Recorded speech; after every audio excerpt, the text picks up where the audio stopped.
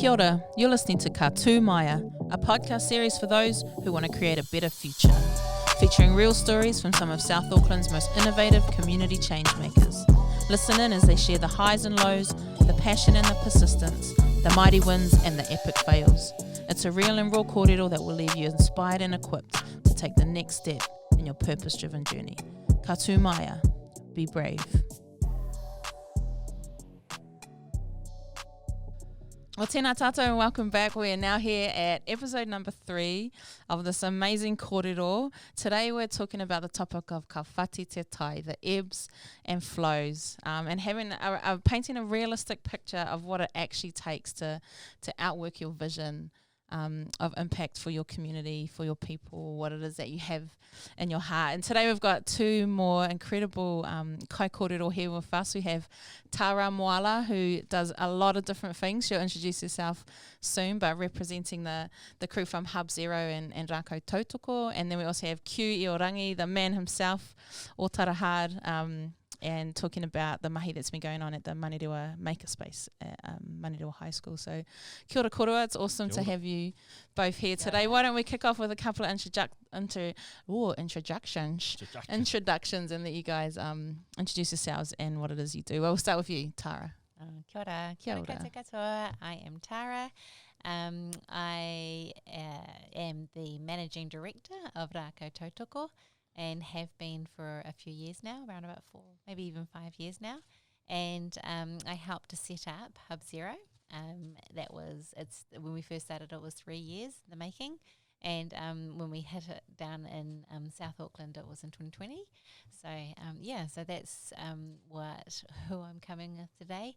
The other side of me, the more powerful side, is my whānau. And so I have got my beautiful husband Sefa, my 3 tamariki, Milan, Leilani and Langitupu. So we live in GI, and we've been there since Milan was born, so 12 years now. Awesome. Yeah. That's a Glenanis for those that don't know the Oh, slang. yeah. GI. Yeah. Yeah, awesome. And what is Rakau Tautoko and Hubzero? So Rakau Tautoko is a collective of community development practitioners. And so what we do is we work alongside communities to help build up their aspirations and empower them to be who they want to be and what they want to do.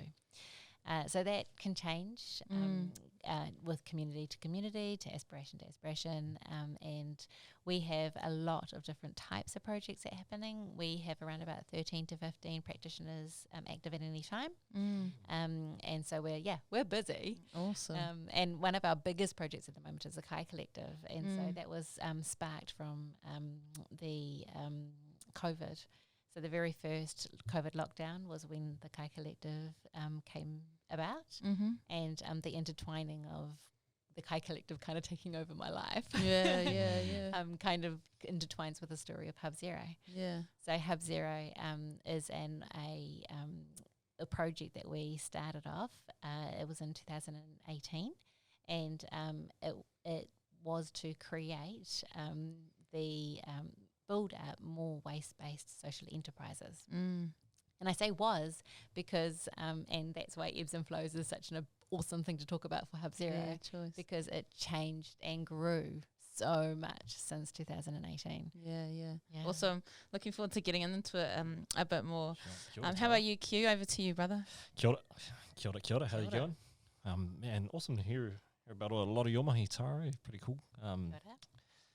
My name is Keu Iorangi. I run a business called Ask Q, but I'm here representing today our whānau from Manarewa High School Makerspace. So part of my mahi, I've been working with them for almost close to 5 years now, helping them build and set up and develop an after-school space called the Manarewa High School Makerspace. And essentially it's a space where our young people can make stuff, but it's really cool because we try to offer as many different tools that you wouldn't necessarily find in a classroom. So we've got like some manufacturing tools like laser cutters and 3D printers and stuff like that.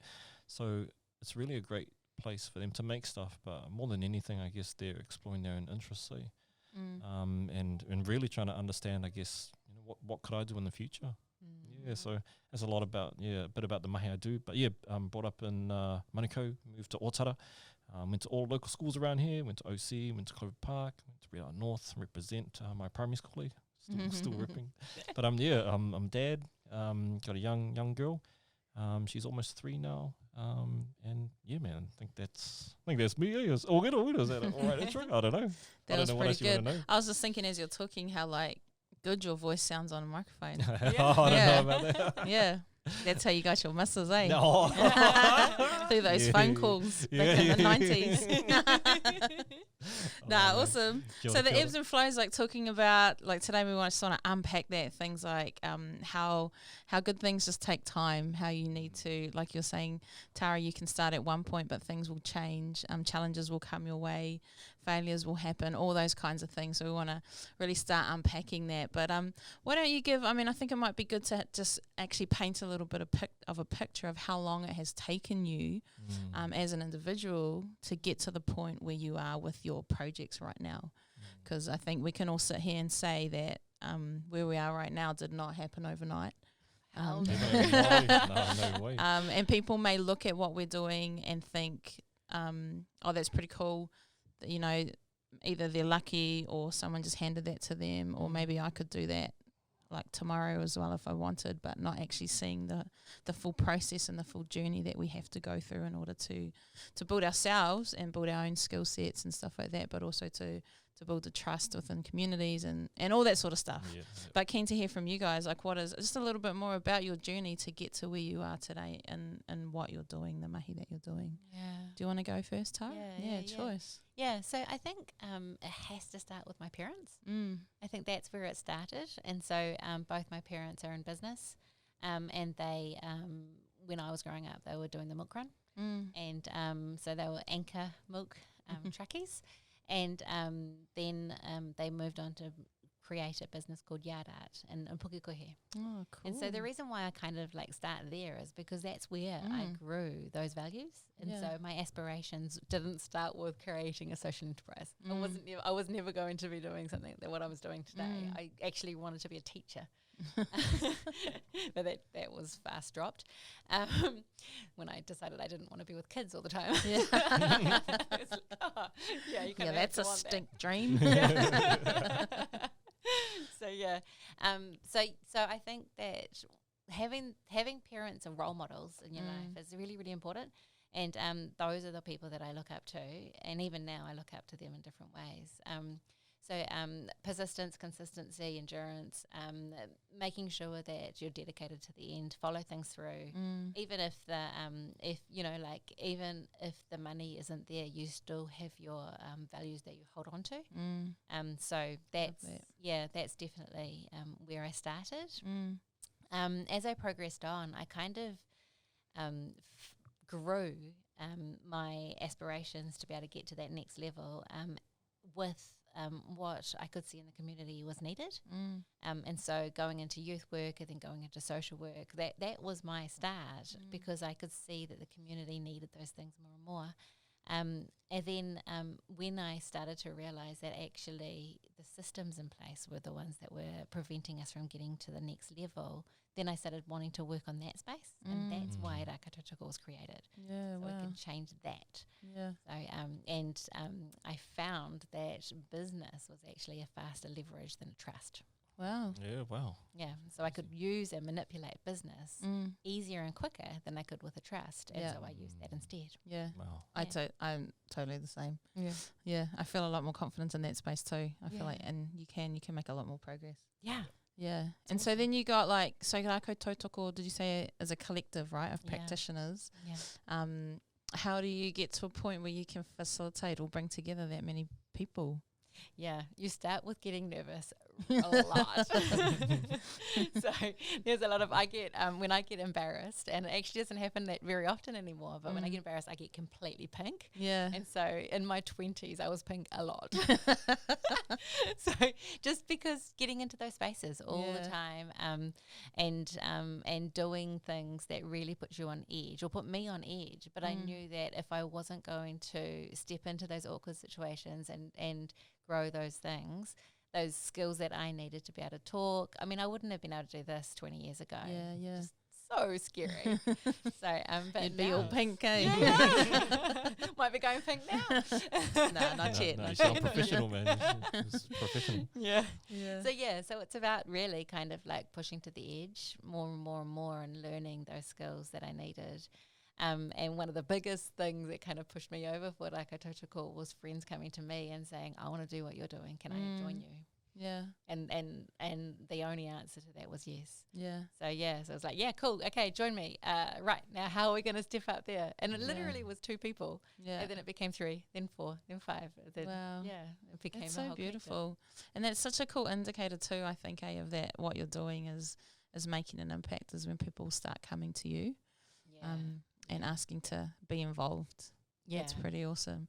I know for me, when I get, quite often I get people that ask me for advice, or they want to get something started. What do I think? I want to do this. Where should I start? And quite often I would just say to them, especially because a lot of them are around impact initiatives and what they can do in their community, is like just become involved in what's going on in that community. Yeah.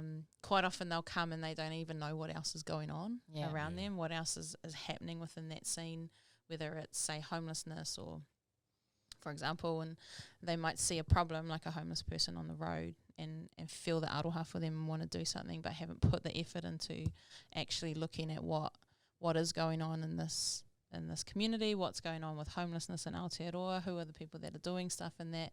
And so I always say to them, just get in there and be involved, show up to some things, get people start to see your face, start to listen to what's going on, where all the funding is, stuff like that. And sometimes people can't even get past that first step, but then the ones that do will always come back and be like, oh, you should see how many people are already working on this. Yeah. So it's always a good start, eh? And I think you've got to be willing to be part of that community that's already at work. Yeah. Absolutely. So what about you, Keu? Like, what's a little bit more about your story that's helped you get to where you are? Oh man, all right. Trying to think where to start, eh? But I guess it's sort of similar. Like, I guess how I actually got started, and this is just going back to a little bit of me personally, is sort of similar to your story. Starts way back in the day, eh? When you're young, when you're little, but a lot of it really ticked over for me. I guess in one of my last jobs, I was working in the youth space for like over 10, 12 years or so. And that sort of got me into the position I am today, where we're working in Manurewa High School Makerspace. And truly, more than anything, like I've developed a really high passion for like wanting to be able to work with the young people, because they do stuff now that I wish I had when I was little. Yeah, I was like, oh man, you do this?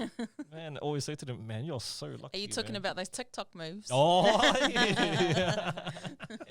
yeah, some of those. Luckily, we haven't recorded any of them teaching me in Makerspace. It's all creative, it's all making. That's it. Yeah, but it all started back there.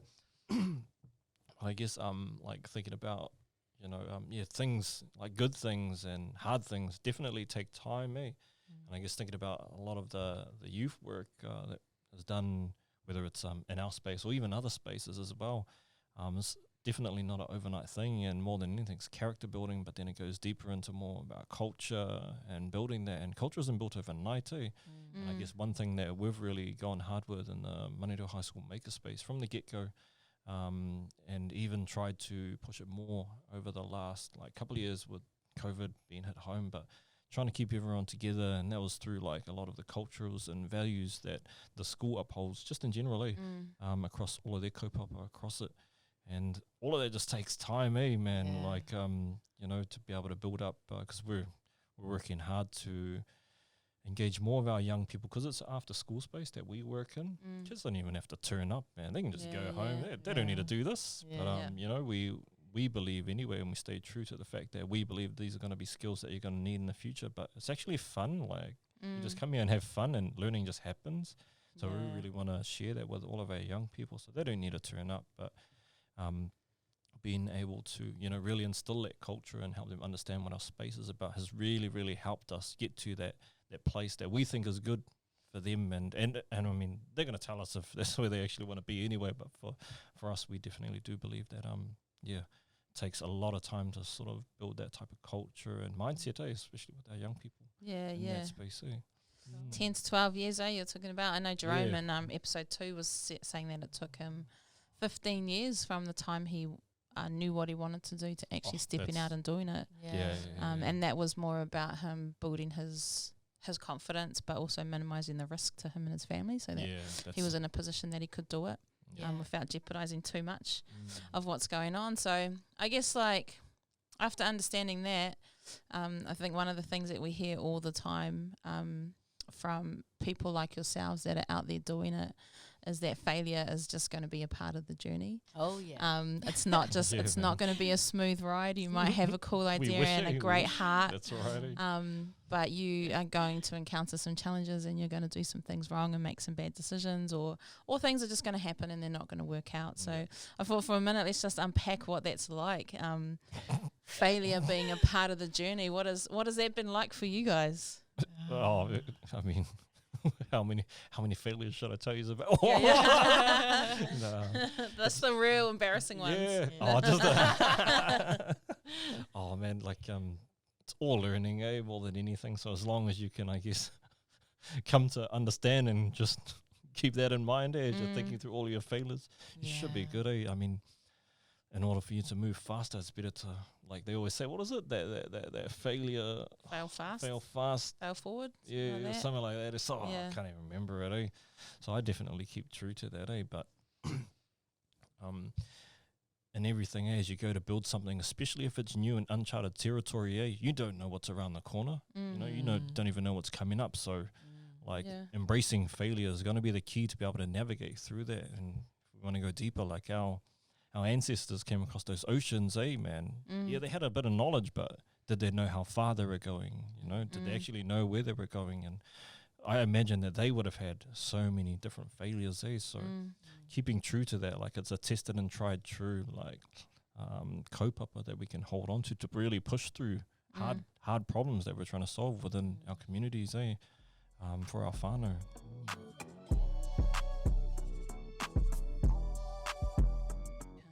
Too many community innovation organisations begin with an idea for a program or service that they think people want.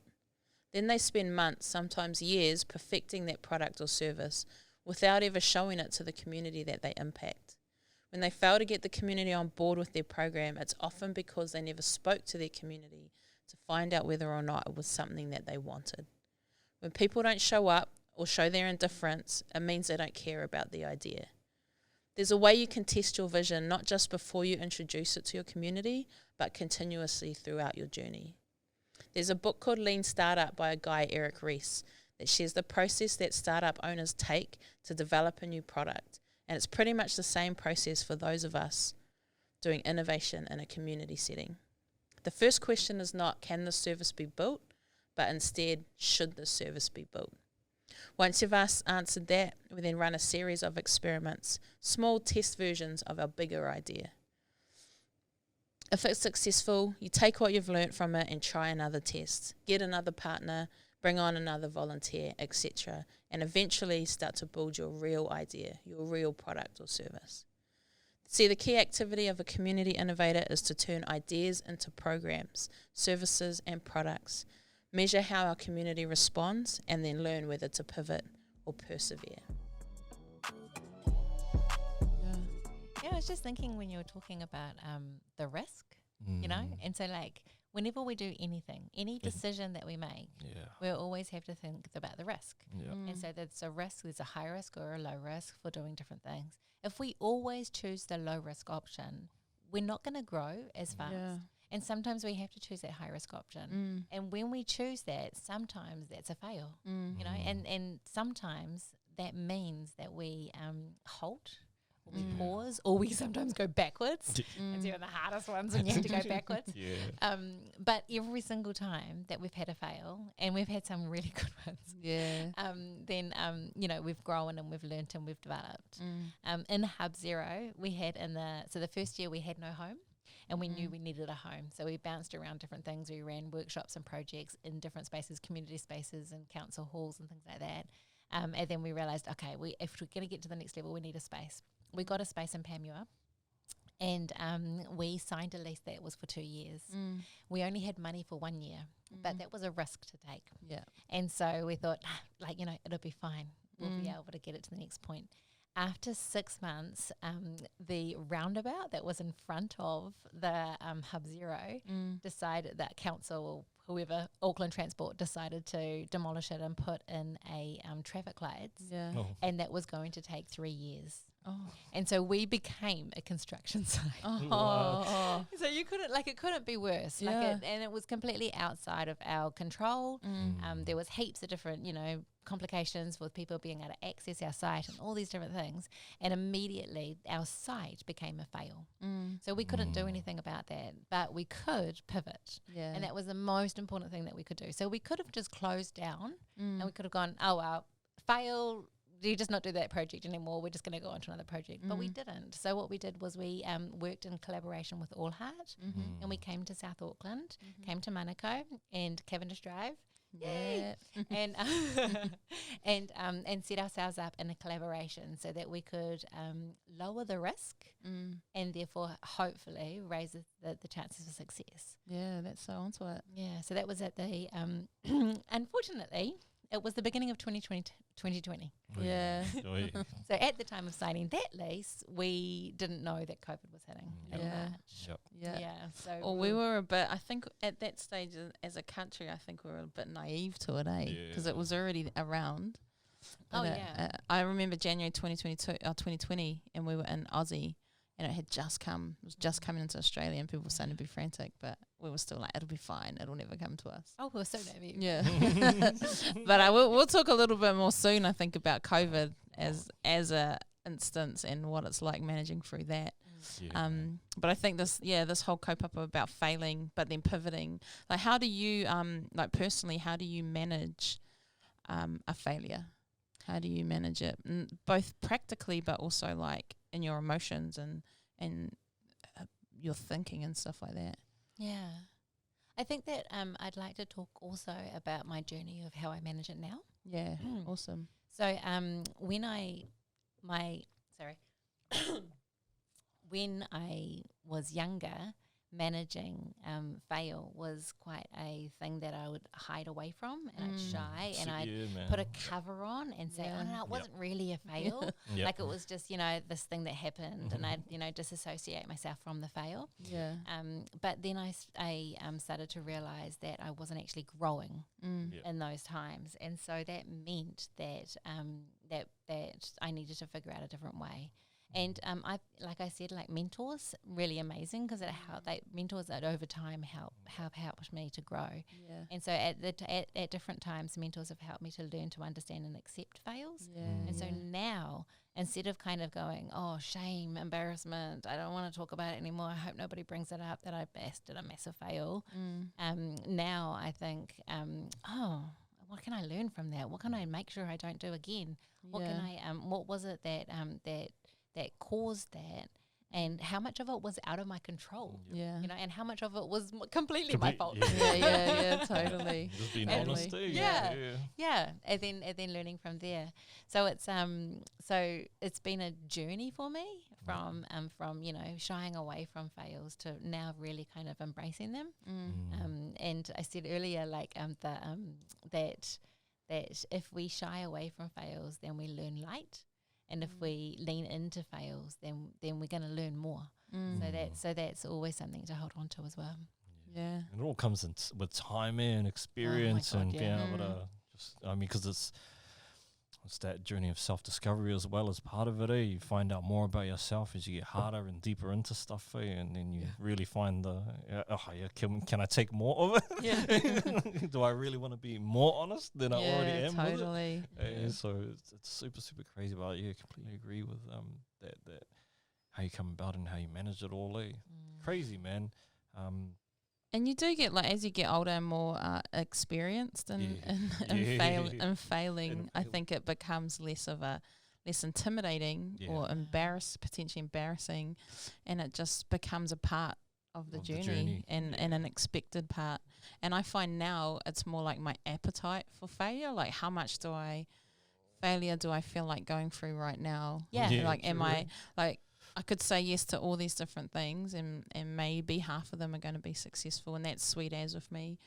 But actually, I might just do 3 fails this time. Like, I don't want to do all of them, and I also feel like I'm at a point now where I almost to some degree set my team up to fail a little bit as well, so that they can experience what it's like to go through the process of making a decision and backing yourself, and maybe it goes right and maybe it doesn't, and to know that it's actually going to be okay, and they can do it in an environment that's a little bit safer, a bit more calculated, and it can absorb the repercussions of that fail, to the point where you can genuinely see it as a tool to use.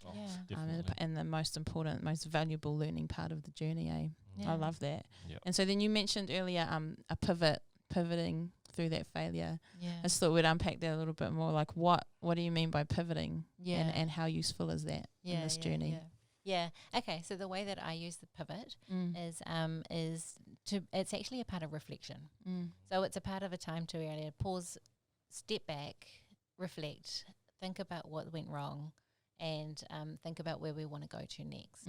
And so part of that is trying to figure out what parts of it that you want to keep and what parts you want to let go. Because those things are actually important when you're creating that new pivot. And we need to make sure that we also have a different mindset when we're creating a pivot. Because sometimes people are like, oh, we're pivoting and it's going to be this, and it's exactly the same thing as before. I don't understand. So it's just on Tuesday instead of Monday. We're pivoting to a different day of the week. So, which sometimes can be good if you're selling, food or something like that. Totally. But so that's really important to make sure that we think about the pros and cons of moving to a new pivot. What are the things we're letting go? What are the things that are actually dramatically changing it, so that we have a different environment that will therefore create different results. No point in changing things if there's no change in results. Trying to change results here, guys. Awesome. So what does that look like? And so I think that's real key too, like know what it is that you're trying to achieve. So when you're pivoting towards that outcome, and then that's what you measure as you go. Pivoting, the whole of last year for our program was a massive pivot, and we pivoted multiple times as well. Tell us a bit about that. Oh man, just due to all of the COVID stuff, man, like our young people just pretty much didn't have access to our space, which is, I guess, a huge tool for all of us, and does create, I guess, that draw card and that piece that they actually want to engage with. When those lockdowns hit, we completely had to move. We were already planning it, but we had to move online, which was super, super hard, to be honest. Especially because it was, last year would have been round 2 of the lockdowns. And we essentially went out and done a bit of the same, but we pivoted our plan from the year before to include like some new stuff, which was really, really cool, which again, I guess we pivot and you prototype test it, and then, do we need to pivot it still?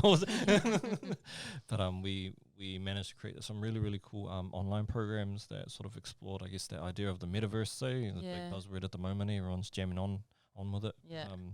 Managed to test a few like different spaces online that our young people could jam in, and to try and re-engage, because more than anything, one thing we learned from the very first lockdown way back in 2020 was education. We can go hard and push that, but I think more than anything what the young people wanted was social interaction and engagement and being together with their friends more than anything, especially in I guess in our line of mahi, because we're after school, not in school, so we're a bit different. Like it's not straight education, but that's what we're hearing from them. So all we wanted to do this time around was not necessarily layer on too much learning, but more than anything create a safe and fun space that we can come together online and just try and just make it fun. And what we ended up doing is having it's like an online game. It was funny, they jump in an online game so we can all come together, but then we can play online games within the game, which was pretty crack up. And they loved it more than anything. And then as time went on, it did change. We did do another pivot down the track, which was really, really hard. And I guess when I think about that, I guess some of the pitfalls, like if we are, if we are thinking about pitfalls to potentially pivots, is, I don't know, one thing that came to mind is like just losing sight of the kaupapa, if that makes sense. Maybe you pivot too much. That's one thing that we really had to keep in mind, because our space in general is a space for our young people to come together. It's safe, solid foundation of the school values where they can come together, create and make and all of that sort of stuff. And as we were pivoting, we actually found within that, we were actually sort of pivoting away from that as our foundation, sort of, because we were more focused on, we saw that truancy was going up. We were losing our members. How can we make it more fun? Oh, let's just gamify it, let's try that out. And then as part of that, we sort of did move away from, I guess, that really foundation part of our kaupapa. But that's when we pivoted again. In the last one where we brought it back to that, and we found a really, really great balance of that towards the end of the balance of making versus still keeping it fun and engaging online. So super crazy. That's cool. And I think one of the keys that you've both talked about is just you've got to pay attention to what's going on and to how people are responding to what's going on, so that you know which way to pivot, and then if you've pivoted too far or need to pivot again. It's I love that though. I love that about the process of innovating and what we're doing, that you can have a hunch and give something a crack, or have a little bit of resource and do what you can with it and learn something from that experience and then go to the next step after that. You don't have to have the whole journey mapped out. In fact, if you have the whole journey mapped out, you probably just wasted your time doing a map that you're never going to use. You got to draw the map as you explore. So is it hard? Is it hard doing what we do? Or is it easy? It's super hard. It's crazy. It's crazy that we do it. I just take it as it comes away. It's like, sometimes you just make your choice, make the move, and see what happens.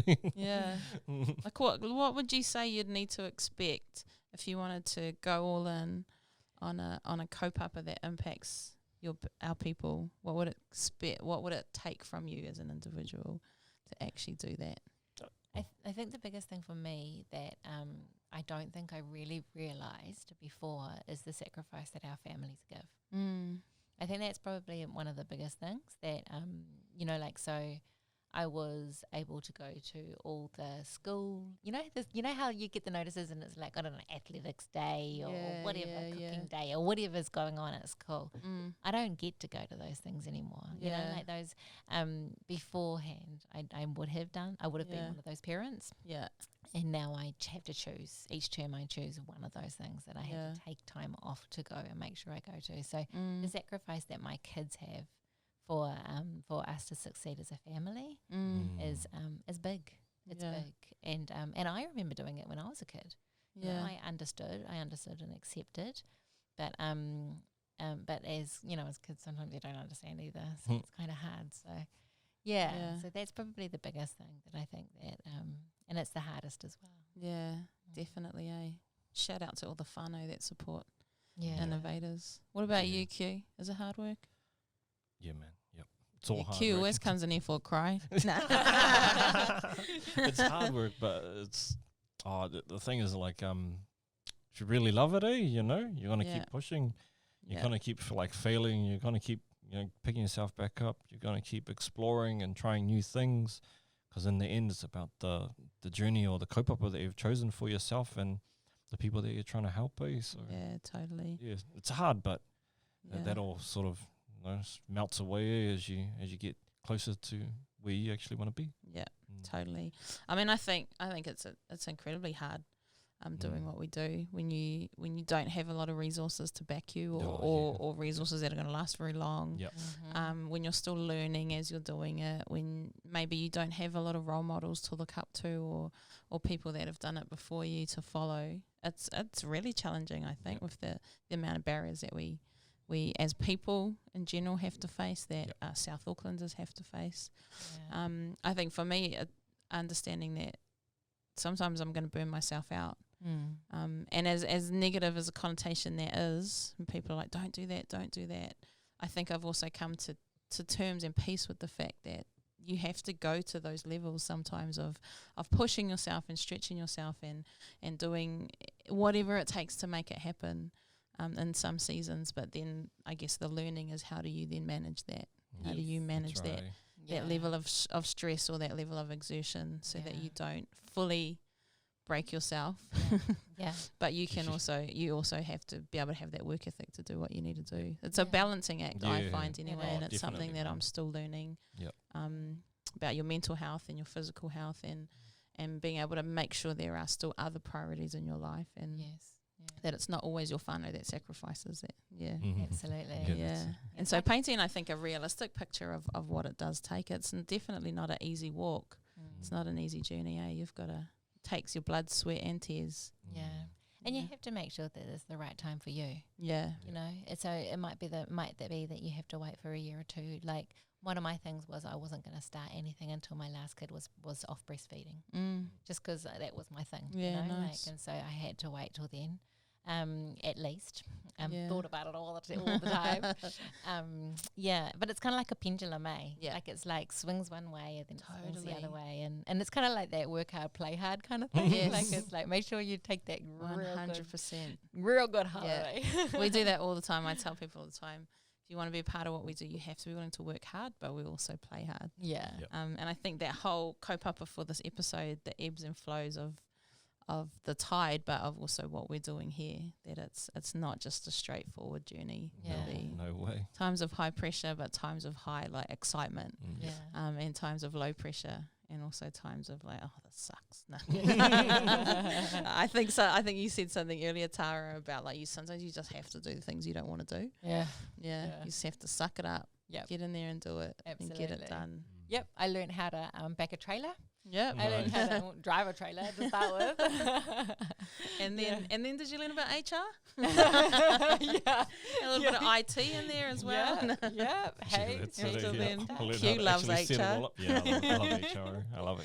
There's so many things that you don't even think of. Property management, what the heck? It's all in there. How do you guys stay humble though? How do you not get too much of a big head or think too highly of yourselves? I don't know, because I try not to. I always find it hard looking at myself and measuring the humbleness. You know, all I do is try to stay true to myself, and because humbleness is measured on the outside looking in there, so only other people will be able to see if I'm humble or not. But for me, it's more than anything, it's being true. I've got to try, only try, And there goes the humble example. I only try. But I think you're coming back to that. It's just a matter of just knowing yourself, But being humble, in your mahi and all that sort of stuff, I think is a fine balance between being humble and vicious because of the kaupapa you're on. No doubt, you're respectful of people, clients, and people that you're working with, and all that sort of stuff. But for you to really go hard for the people that you're trying to do the mahi for, you're going to need to turn that up and actually become a little bit vicious while keeping true and humble, of course, to your kaupapa. So I think humble's great too, but it's a fine balance of that versus, I guess, you're just being really committed to the kaupapa you're on and fighting for it. We need it. That's awesome, bro. And what do you think, Tara, about there's this whole humility thing, but then also making sure that you celebrate the wins.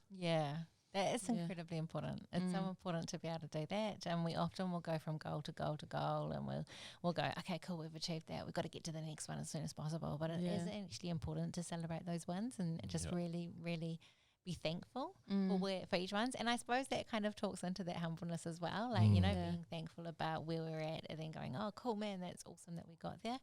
But sometimes celebrating the wins also is about thanking the people that helped you to get to that point. And that's sometimes your team. You know, if you get so focused on your goals and your next goals and your next goals, people don't feel like they're being acknowledged for the work that they took to put into to get to that next win. So we need to make sure that we take the time, pause, and celebrate together. So, and even schedule it in. So you go, okay, this is the goal to get to here, and we're going to get this time frame to get this one. And so then the week after, we're all taking it off. Or whatever that helps for your team and for yourself to make sure that you don't strive without actually celebrating. I love that. We have a bit of a tendency to celebrate with food here. Oh, yes. We love it and we hate it. It is the best way, But it's so important to celebrate. And like we said, you got to play hard as well. Yeah. So one of the I think like key things around building and growing and developing things is making sure that we remain and maintain consistency. And so for consistency can be quite a difficult thing to kind of think about and grow. And so one way that I kind of think about it is that the twin of consistency is endurance. So we need to always make sure that we're maintaining whatever that is. And it could be that it's for you personally, so like you're maintaining consistency for yourself, or it could be for your project. And so thinking about what your project is, and is it consistent in its messaging? Is the branding consistent? Is what you do consistent?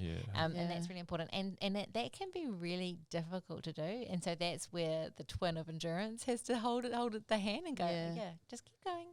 It's okay. It's all right. We're good. So that's I think a real key part of growing anything and creating anything.